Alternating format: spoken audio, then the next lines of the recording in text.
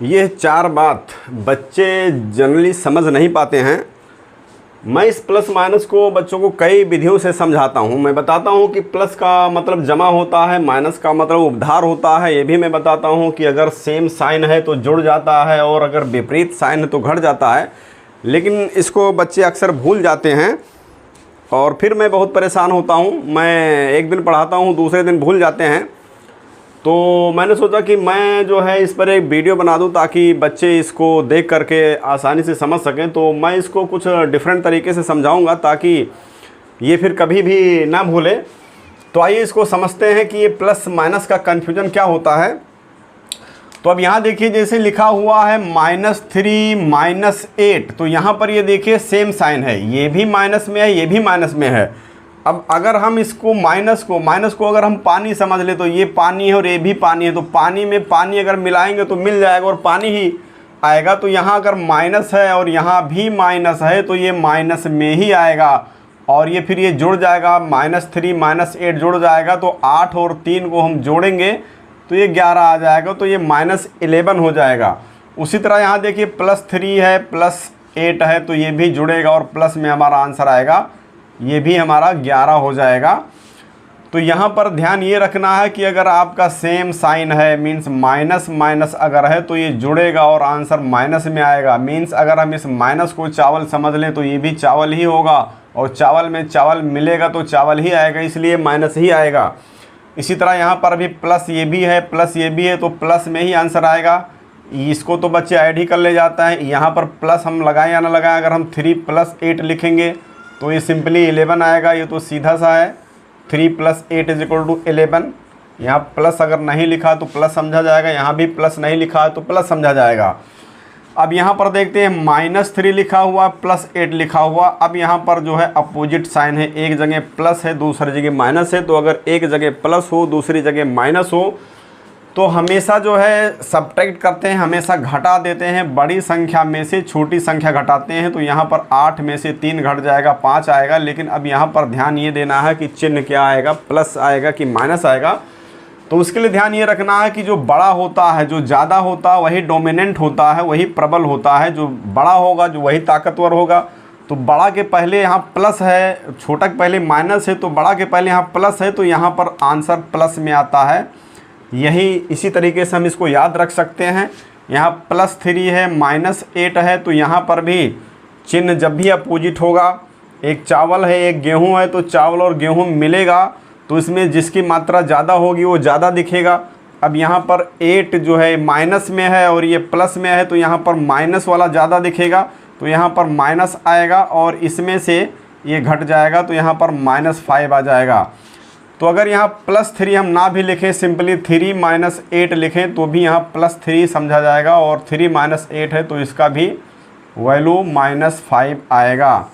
तो इस तरह से ध्यान ये रखना है कि अगर यहाँ सेम साइन है तो सेम साइन अगर होता है तो जुड़ जाता है, ऐड हो जाता है, और माइनस है तो माइनस ही आएगा। सेम साइन, जो साइन यहाँ वही साइन यहाँ, तो वही साइन यहाँ आएगा। जो साइन यहाँ है वही साइन यहाँ है, तो वही साइन ये सेम साइन आएगा। जब विपरीत साइन होगा, एक प्लस में होगा एक माइनस में होगा, तभी घटेगा। और ध्यान ये रखना है कि बड़ी संख्या के पहले जो भी चिन्ह दिख रहा है, बड़ी संख्या के पहले जो भी चिन्ह दिख रहा है, रिजल्ट में वही चिन्ह आता है। क्योंकि जो बड़ा होता है वही प्रबल होता है, वही बलवान होता है, वही मजबूत होता है। तो ध्यान ये रखना है कि बड़ी संख्या का ही चिन्ह रिजल्ट में आता है, आंसर में आता है। इस तरह से इसको याद रख सकते हैं। इसके अलावा यहाँ पर एडिशन और सब्ट्रैक्शन का रूल लग रहा है, यहाँ कहीं पर भी मल्टीप्लाई नहीं है, तो ये हमेशा जुड़ेगा या घटेगा और चिन्ह हमेशा इस रूल के अकॉर्डिंग आएगा। माइनस माइनस है तो माइनस आएगा, प्लस प्लस है तो प्लस आएगा, और प्लस माइनस है तो जो बड़ी संख्या उसके पहले जो चिन्ह है वही चिन्ह आएगा। अब अगर इस एक्सप्रेशन को और हम लंबा कर दें, यहाँ -3 लिख दें, +8 लिख दें, -6 लिख दें, +9 लिख दें, और इसको अगर हमको सॉल्व करना हो तो ध्यान यहाँ पर ये रखना है कि पहले हम प्लस प्लस को जोड़ लेते हैं। यहाँ पर 8 और 9 को हम जोड़ लेंगे, क्योंकि ये भी पॉजिटिव है प्लस में, ये भी पॉजिटिव प्लस में है, तो एक जैसी चीज़ को जोड़ेंगे। यहाँ पर एक जैसी चीज़ है तो इसको हम जोड़ लेंगे, तो 9 और 8 को जोड़ देंगे तो ये 17 आ जाएगा। अब यहाँ पर ये दूसरी चीज़ है, लेकिन ये चीज़ और ये चीज़ सेम है, तो सेम चीज़ होती है तो जुड़ जाता है, बता चुके हैं। तो ये यहाँ से जुड़ जाएगा और सेम साइन यहाँ पर आएगा तो माइनस आ जाएगा और ये 9 हो जाएगा।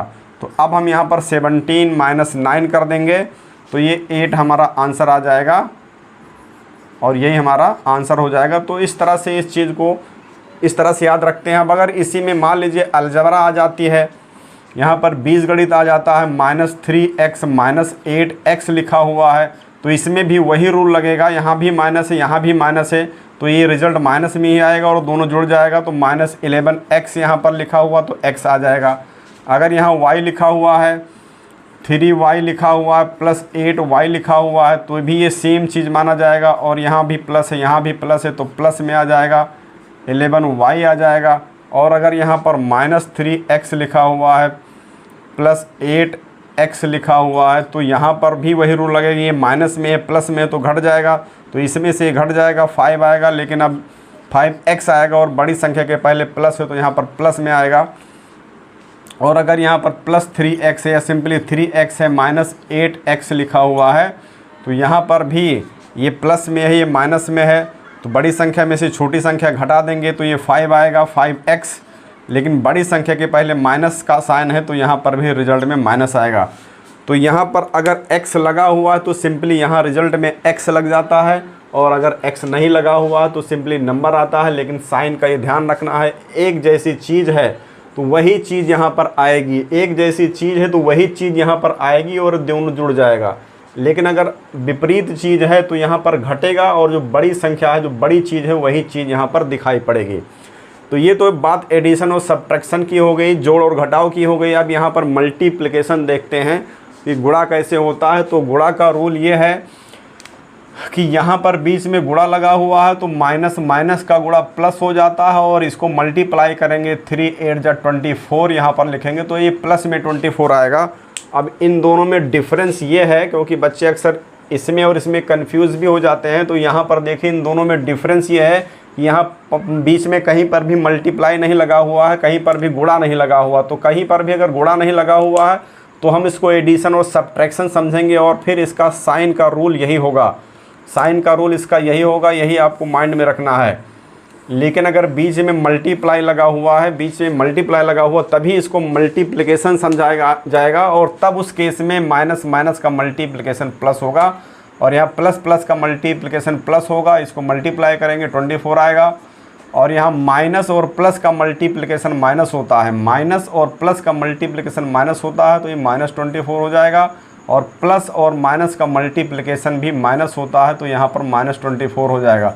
मीन्स यहाँ ध्यान ये रखना कि माइनस माइनस मिलकर प्लस बनेगा, लेकिन मल्टीप्लिकेशन में बनेगा, एडिशन में नहीं बनेगा। एडिशन में ऐड तो हो जाएगा लेकिन माइनस में ही आएगा, क्योंकि ये सेम चीज़ है तो सेम साइन आता है एडिशन में, क्योंकि यहाँ पर ऐड होता है और यहाँ मल्टीप्लाई होता है तो माइनस माइनस प्लस हो जाता है।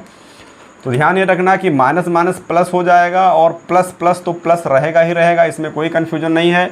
और अगर प्लस माइनस या माइनस प्लस है तो दोनों ही केस में माइनस हो जाता है।